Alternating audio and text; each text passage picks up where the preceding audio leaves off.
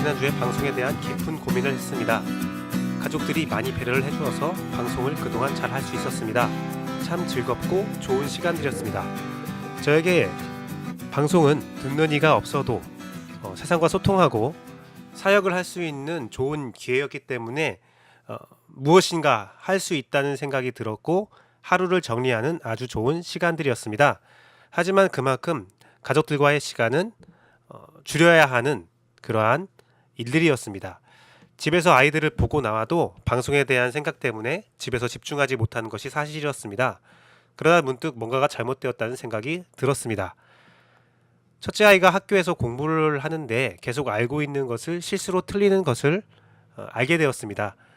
그것은 마치 저의 어린 시절과 같았습니다. 알고 있다고 생각하고 대충 생각하며 문제를 대하면서 많은 실수를 했던 저의 옛날 모습이 생각났습니다. 옛날부터 생각했던 것이 하나 있었습니다. 아이와 함께 공부하기. 그래서 저는 결심했습니다. 수요일과 금요일 사역이 있는 날에 교회에 와서 예배를 드리고 그 이후에 2개씩 녹화를 하자. 그래, 그날은 조금 늦어도 녹화를 2개 혹은 1개를 하면 된다. 금요일 날 출근하는 날이 있기 때문에 그때는 1개만 하고 그렇지 않은 날은 2개를 하면 되지. 그리고 남은 월, 화, 목, 토일은 가족들을 위한 시간을 보내면 되겠구나 라는 생각을 했습니다. 그래서 화요일, 목요일, 토요일에 첫째와 함께 공부하는 시간을 정했습니다.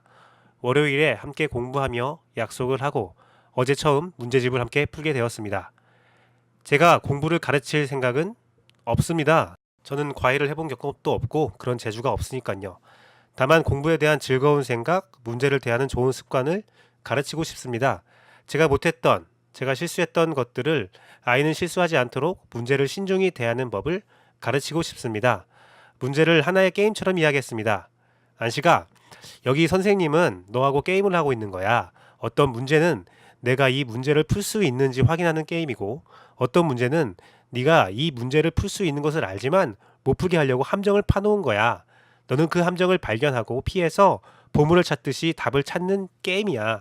틀려도 괜찮아. 이것은 보물찾기와 달리 죽지 않거든. 다시 기회가 있으니까. 설명을 듣고 아이가 좋아했습니다. 같이 문제를 풀며 아이가 즐거워했습니다. 다른 가족이 아닌 온전히 자기만을 위해 아버지가 신경을 써준다고 생각한 모양입니다. 아이의 공부를 준비하고 함께 공부한 시간을 합치면 약 2시간 정도가 걸렸습니다. 아마도 학년이 올라가면 더 많은 시간이 필요할 것 같습니다. 하지만 이것도 꾸준히 해볼 생각입니다. 이것 또한 저에게 즐거운 일이니까요. 인싸와 싸, 기성세대와 신세대, 종교와 삶, 꿈과 현실을 이어주는 브릿지가 되고 싶습니다. 정통 기독교 방송의 꿈을 꾸고 있는 CR 침례 교회 김규현 목사, 삶에 따라서 조정이 가능한 방송을 하고 있습니다. 오늘의 브릿지 시작하도록 하겠습니다.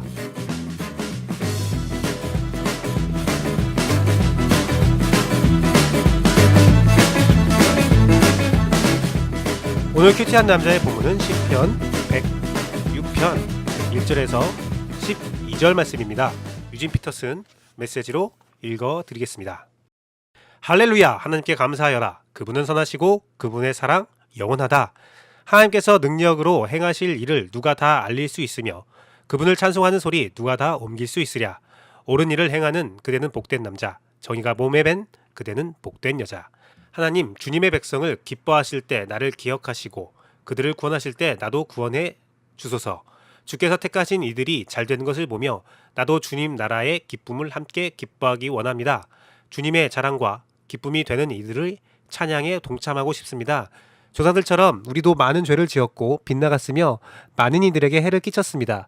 우리 조상들이 이집트를 떠난 후에 주님의 이적들을 당연하게 여기고 주님의 크고 놀라우신 사랑을 잊고 말았습니다. 지극히 높으신 하나님을 거역하다가 홍해를 건너지 못할 뻔했습니다. 그러나 주께서 그곳에서 그들을 구원하셨습니다. 주께서 놀라운 권능을 나타내셨다. 홍해를 꾸짖어 물이 그 자리에서 마르게 하시니 그들이 바다를 거침없이 행진했다. 아무도 발이 젖지 않았다. 주께서 고된 노예자리에서 그들을 구원하시고 원수의 소나기에서 그들을 풀어주셨다. 물이 그들을 뒤쫓던 압제자들을 휩쓸어 한 사람도 살아남지 못했다. 그제야 그들은 하나님의 말씀이 참됨을 믿고 찬양의 노래를 크게 불렀다. 아멘. 하나님 언약에 사는 우리. 이스라엘 백성이 하나님을 이해하지 못하고 기억하지 못할 때에도 하나님은 그들을 구원하였고 그의 권능을 열방에 보이셨습니다. 그들을 인도하여 광야를 지나가게 하셨습니다. 그로 인해 하나님을 이해하지 못하고 기억하지 못했던 이스라엘 백성들이 하나님을 찬양하게 되었습니다. 그들의 하나님을 향한 찬양은 그가 선하시고 인자하신 성품이며 그의 백성들을 향해 베푸시는 그의 권능과 정의와 공의였습니다. 그를 잊은 백성에게 내리는 것은 징계가 아닌 선하신 구원이라는 사실에 저는 놀라게 되었습니다. 그가 구원을 베푸시는 이유는 그는 정의롭고 공의로운 분이시기에 그가 행한 언약을 반드시 지키신 것입니다. 이스라엘을 구원하여 민족을 이루고 열방에 우뚝 세우시라는 하나님의 언약은 지켜졌습니다. 또한 그들의 자손을 통해 열방을 구원할 메시아를 보내신다는 약속도 지켜졌습니다. 그렇다면 예수 그리스도를 통해 전달된 약속 또한 지켜질 것입니다. 지켜집니다. 성령님을 보내셔서 우리를 인도함으로 그의 약속의 절반은 지켜졌습니다. 장차 이 땅에 오셔서 구원과 멸망을 행하실 약속도 지켜지게 됩니다. 우리는 그날을 대비하며 살아야 합니다. 어떻게 사는 것이 올바른 믿음의 삶인가? 그날을 대비하며 산다는 것에 대한 의문과 열망은 항상 있습니다. 믿음과 행위의 중간에서 늘 고뇌하는 우리들입니다.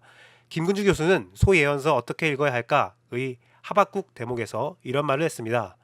종말은 시간의 끝이 아니라 하나님의 말씀이 현실이 되는 순간 하나님의 그 약속하신 것을 마침내 이루시어 그 땅의 역사 속에 현실이 되게 하시는 순간이다. 이 땅의 삶의 너머의 어떤 시간이 아니다. 종말을 기다리는 것은 내세를 기다리는 것이 아니다. 종말을 기다리는 것은 하나님이 말씀하신 것이 반드시 이루어지기를 기다리는 것이며 그 하신 말씀이 땅에 떨어지지 않고 거짓되지 않음을 굳게 붙잡는 것이다. 죽은 다음에 세계를 믿는 것은 부활신앙의 정수가 아니다. 하나님의 말씀이 반드시 이루어질 것을 믿는 것이 부활신앙의 정수라는 것이다. 우리의 믿음의 시선이 너무 하늘에만 가 있다면 이 땅을 향하신 하나님의 뜻이 왜곡되어지게 됩니다. 진정한 부활신앙을 소유함으로 이 땅에 하나님의 정의와 공의, 말씀이 이루어지는 삶을 살아야 한다는 것입니다. 내 손으로 하나님의 말씀이 이루어지는 삶을 산다는 것은 하나님의 말씀에 부합된 삶을 살아가며 하나님의 말씀을 소망하며 이 세상을 본받지 않고 하나님의 말씀 안에서 인내하는 삶을 사는 것입니다. 또한 할 수 있는 대로 하나님의 말씀이 이 땅에 이루어지는 것에 협력하는 삶을 사는 것입니다. 이웃을 사랑하고 이웃에게 하나님의 사랑을 베풀고 하나님의 정의를 주장하고 입증하는 삶을 살아가는 것입니다. 자신이 속한 곳에서 여러 가지 방법으로 하나님의 뜻이 실현될 때 이 땅은 하나님의 나라에 더욱더 가까이 갈 것입니다. 물론 이 땅은 예수 그리스도의 묵시대로 더욱더 혼란한 땅이 되고 더욱더 강폭한 땅이 될 것입니다. 하지만 하나님을 기대하며 무화과 나뭇잎이 마르고 논밭에 식물이 없어도 여호와로 인해 그 구원으로 인해 기뻐하며 하나님의 말씀대로 사는 삶을 포기하지 않는 것이 필요합니다. 때때로 흔들리지만 전체적으로 흔들리지 않을 신앙을 기대합니다. 또 귀한 위로가 되는 말씀은 구원이 그를 잊었던 백성들에게도 임했다는 사실입니다. 때로는 주님을 모르고 모른 척하기도 하고 잊고 또 주님께 실망했다는 불경스러운 마음과 말을 하기도 하지만 주님은 성실하게 역사하십니다. 성실하게 나의 모든 마음에 반응하시니 주님께 큰 감사를 드리게 됩니다. 주님의 성실을 악용하지 말고 주님의 성실을 발견할 때 삶을 돌이키고 주님께 감사 찬양을 드리기를 원합니다. 욕심으로 무너지고 또 무너져도 다시 일어날 힘을 간구하며 그러기 위해 말씀을 보고 묵상하며 삶의 한 절이 변하기를 간절히 소망합니다.